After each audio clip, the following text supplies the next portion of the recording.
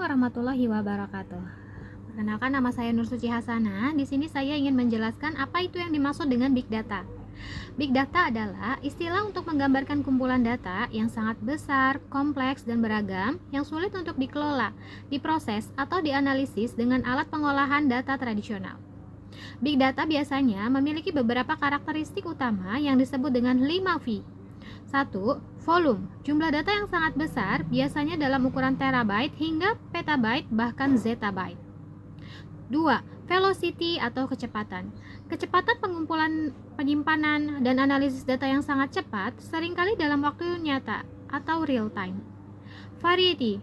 Keragaman. Sumber data yang beragam, mulai dari data terstruktur seperti tabel, semi-terstruktur seperti XML, JSON, hingga tidak terstruktur seperti teks, gambar, video. Yang keempat, veracity, keakuratan. Data seringkali mengandung ketidakpastian dan ketidakakuratan, sehingga perlu teknik khusus untuk memastikan validitasnya.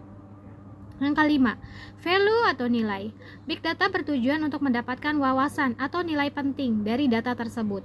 Misalnya, untuk membantu pengambilan keputusan, prediksi, atau menemukan pola baru. Big data sangat berguna di berbagai bidang, termasuk bisnis, kesehatan, teknologi, pemerintahan, dan banyak lagi. Karena analisis data besar dapat menghasilkan wawasan baru, memperkirakan tren masa depan, dan bahkan membentuk inovasi, produk, atau layanan baru. Untuk selanjutnya, saya ingin menjelaskan bagaimana Big Data memberikan kemudahan di berbagai bidang, terutama dalam pengambilan keputusan dan peningkatan efisiensi. Berikut adalah beberapa kemudahan yang diperoleh berkat Big Data. Yang 1. Pengambilan keputusan yang lebih cepat dan tepat. Big Data memungkinkan organisasi untuk menganalisis data dalam jumlah besar dengan cepat, sehingga mereka dapat membuat keputusan berbasis data yang lebih akurat, tepat waktu, dan relevan. Misalnya, perusahaan yang dapat melihat pola pembelian konsumen untuk menentukan strategi pemasaran yang lebih efektif. Yang kedua, prediksi dan analisis tren. Big Data memungkinkan analisis prediksi yang bisa memberikan gambaran mengenai tren atau kejadian di masa depan. Misalnya, dalam sektor retail, Big Data dapat digunakan untuk memprediksi permintaan produk tertentu berdasarkan data historis, sehingga perusahaan dapat menyiapkan stok sesuai kebutuhan. Yang ketiga, personalisasi layanan. Dengan analisis Big Data, perusahaan dapat memahami preferensi, perilaku, dan kebutuhan pengguna secara lebih mendalam, sehingga memungkinkan personalisasi layanan yang lebih baik. Contohnya, layanan streaming atau e-commerce menggunakan data penggunaan untuk memberikan rekomendasi yang sesuai dengan minat mereka. Yang keempat, efisiensi operasional.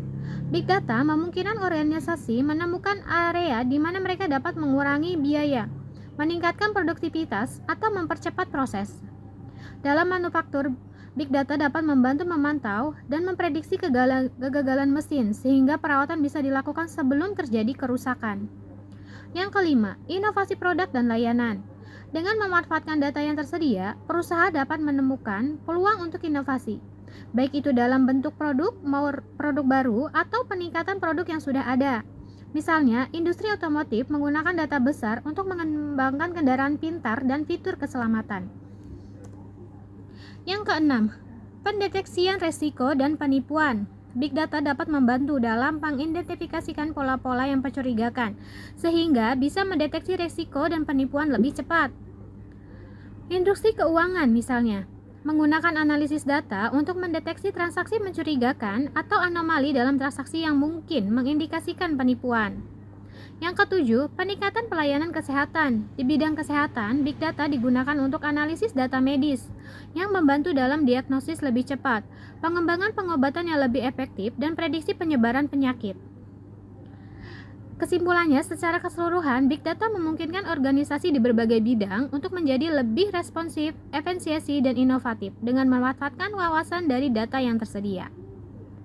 Salah satu contoh aplikasi yang menggunakan Big Data adalah Spotify. Spotify adalah platform streaming musik yang memanfaatkan Big Data untuk memberikan pengalaman yang lebih profesional dan relevan bagi penggunanya. Dengan menganalisis data dari perilaku pengguna, seperti lagu yang sering diputar,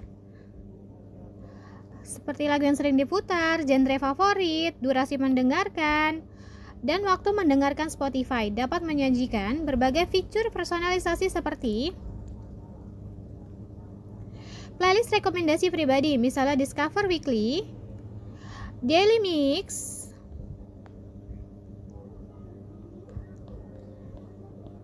Mix juga ada, yang memberikan rekomendasi lagu berdasarkan kebiasaan mendengarkan pengguna dan preferensi musik mereka.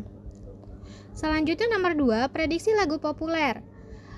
Spotify dapat memprediksi lagu atau artis mana yang mungkin akan menjadi populer berdasarkan data global dari jutaan pengguna.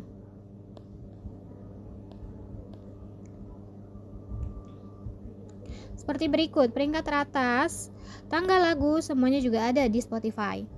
Yang ketiga, analisis sentimen. Melalui data dari lagu-lagu yang didengarkan pengguna, Spotify bisa memahami mood atau suasana hati pengguna, sehingga dapat memberikan rekomendasi playlist yang sesuai, seperti chill hits dan mood booster. Yang keempat, optimalisasi konten dan iklan. Data pengguna yang dianalisis memungkinkan Spotify untuk menargetkan iklan yang lebih relevan, seperti menawarkan konten yang lebih sesuai dengan preferensi pengguna berdasarkan lokasi, usia, atau jenis langganan, gratis atau premium. Spotify memproses data dalam jumlah besar setiap hari untuk meningkatkan kualitas layanan dan menciptakan pengalaman yang lebih menarik, personal, nyaman bagi penggunanya. Berikut salah satu daily mix saya ya. Ada pop mix, mix ceria, mix armada. Nah, itu sesuai dengan data yang dia kumpulkan dari kebiasaan saya mendengarkan lagu-lagunya.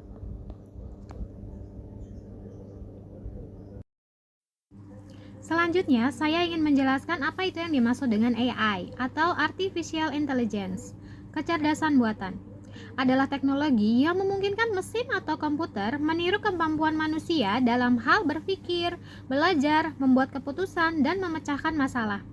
Secara sederhana, AI bertujuan untuk menciptakan mesin yang bisa melakukan tugas-tugas yang biasanya memerlukan kecerdasan manusia, seperti mengenali wajah, memahami bahasa, menganalisis data, hingga memainkan permainan.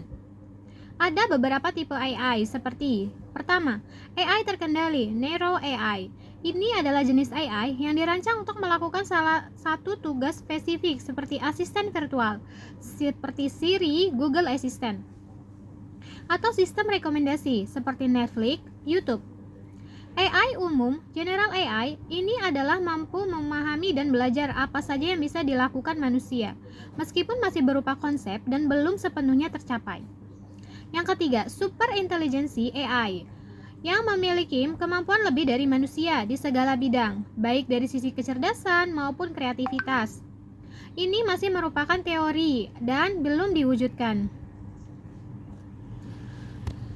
AI bekerja dengan memanfaatkan algoritma dan data. Algoritma membantu AI dalam mengenali pola dari data yang besar dan membuat prediksi atau keputusan berdasarkan pola tersebut. Beberapa contoh aplikasi yang menggunakan teknologi AI antara lain. Yang pertama, asisten virtual seperti Siri dari Apple, Google Assistant, Alexa dari Amazon, dan Cortana Microsoft. Mereka menggunakan Natural Language Processing (NLP) untuk memahami dan memproses perintah suara. Yang kedua, sistem rekomendasi digunakan oleh platform seperti Netflix, YouTube, dan Spotify yang memanfaatkan AI untuk merekomendasikan konten berdasarkan preferensi pengguna. Yang ketiga, pengenalan wajah. Aplikasi yang menggunakan teknologi pengenalan wajah seperti di Facebook untuk menandai teman dalam foto atau Face ID dalam perangkat iPhone untuk membuka kunci layar. 4. Chatbot dan customer service. Banyak pengguna menggunakan chatbot berbasis AI untuk merespon pertanyaan pelanggan di situs web seperti chatbot di aplikasi perbankan atau layanan pelanggan e-commerce. Yang kelima, navigasi dan transportasi. Google Maps, Waze, dan Uber menggunakan AI untuk memperkirakan rute terbaik, kondisi lalu lintas, dan estimasi waktu kedatangan. Yang keenam, pendeteksian penipuan. Perbankan dan perusahaan kartu kredit menggunakan AI untuk mendeteksi aktivitas mencurigakan atau penipuan berdasarkan pola transaksi yang tidak biasa. Yang ketujuh, e-commerce. Situs seperti Amazon menggunakan AI untuk personalisasi pengalaman belanja dengan menggunakan produk-produk yang mungkin diminati pelanggan berdasarkan data pencarian dan pembelian sebelumnya. Yang kedelapan, kesehatan. AI digunakan dalam aplikasi diagnostis seperti pendeteksian penyakit lewat analisis gambar medis, misalnya mendeteksi kanker dari gambar MRI atau aplikasi kebugaran yang menganalisis pola tidur, detak jantung, dan aktivitas fisik. Yang kesembilan, mobil otonom. Mobil seperti yang dikembangkan oleh Tesla, Waymo, dan perusahaan lain menggunakan AI untuk memungkinkan kendaraan mengemudi sendiri dengan mengenali lingkungan sekitarnya. Yang ke-10, aplikasi fotografi. Kamera ponsel seperti Google Pixel dan iPhone menggunakan AI untuk meningkatkan kualitas gambar secara otomatis, seperti memperbaiki cahaya atau menyempurnakan detail wajah dalam mode potret. Contoh-contoh ini menunjukkan bagaimana AI telah diterapkan dalam berbagai bidang untuk mempermudah kehidupan dan meningkatkan efisiensi. Itulah tadi beberapa penjelasan saya tentang Big Data dan AI, kemudahan Big Data, dan apa saja macam aplikasi dari Big Data tersebut. Terima kasih sebelumnya untuk perhatiannya. Wassalamualaikum warahmatullahi wabarakatuh.